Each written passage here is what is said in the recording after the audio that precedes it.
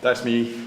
I'm going to kind of ad-lib this, so if it's gibbery, my apologies. I'm going to talk mostly about craft, and then go into digital processes afterwards. This is an oak tree with something called a Lucas mill, which is portable. You take it to the forest, and wherever the tree's fallen, you can set a mill up around the tree and create get the timber that you want, like this, which is all out of that tree. It's a huge amount. It's approximately that and another bit that's out of shot. It's about 13 grams worth of timber, which was cut in a week by 2 people for about £2,500. So you can generate huge amounts of raw stock quite quickly. That's concept drawing for a stool, which was the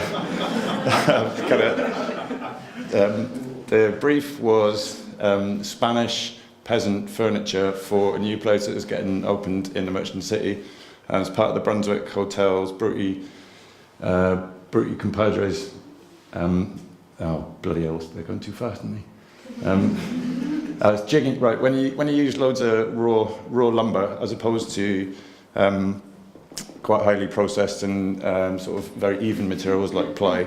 There's loads of natural flaws in the materials, so it's very difficult to turn it or to put it through digital processes. You need to be much more responsive on a much finer scale. So a lot of it's still much better kind of hand done in the workshop on machines. Because there's loads of kind of natural flaws in the material that when you lay it out on a digital bed and use drawings, it's not as efficient. This is a raku pot, which kind of requires a horrible part of the process where it comes out of the kiln at 900 degrees and then cracks horribly, and you put it in leaves and it carbonizes through the cracks. This is another thing that is very difficult to do digitally. It's making aerofoil sections in stainless steel that get welded up into triangles. So I used a milling machine to do that, because again, it's a lot easier to kind of hand orientate all the parts and hand machine the parts than it is to put it through kind of big industrial processes. So this is all quite kind of highly crafted stuff. That I think this is all those parts welded together to produce the next thing, which is all polished up. So this is kind of art fabrication that in real life is about that big, a tiny little thing. It's almost like jewelry. But again, there's like hundreds and hundreds and hundreds of that hand hours within that object. It'd be very difficult to produce that. Now this is the same sort of object, but in that oak that was cut from that tree. And the only way to really clamp it on those miters is to bind it with rubber, because the clamps just slide off. If you try and clamp it across the corners, they just slide down the angles. Quite a lot of the time in the workshop, you get some really beautiful mess. And that happens on a daily basis. It's quite inspiring. You get all sorts of good arrangements of things, new material combinations that you don't know about already. This is created from mess, and it's just a load of scrap old perspex from the signage industry that you can then turn into much nicer things. There's some more mess, which, yeah, that. When you look at that really closely, it's just a stack of wood, but it could easily be a building where each of those bits of wood is a floor. And the way they're orientated is really interesting. The way they tessellate is really interesting. So a lot of your mess, can kind of translate across so many different platforms. It's really inspiring.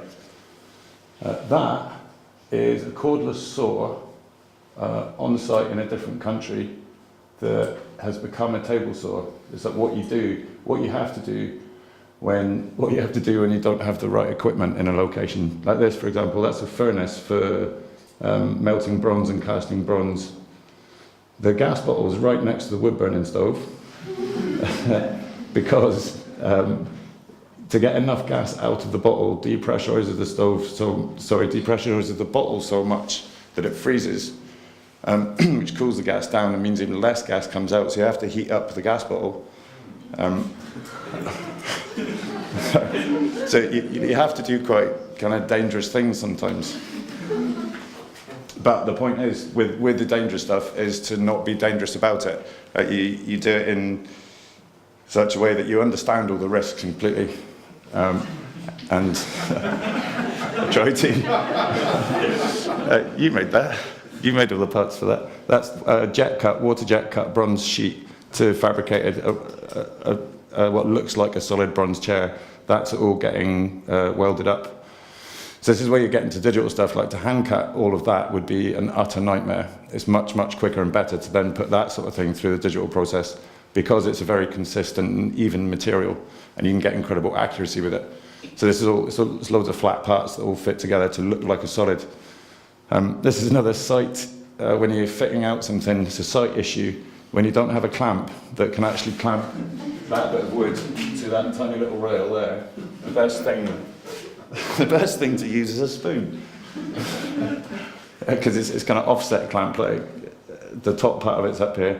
And this, in my opinion, is the most well thought out bit of human development in the world, is the bicycle, which is now becoming a much more digital process as well.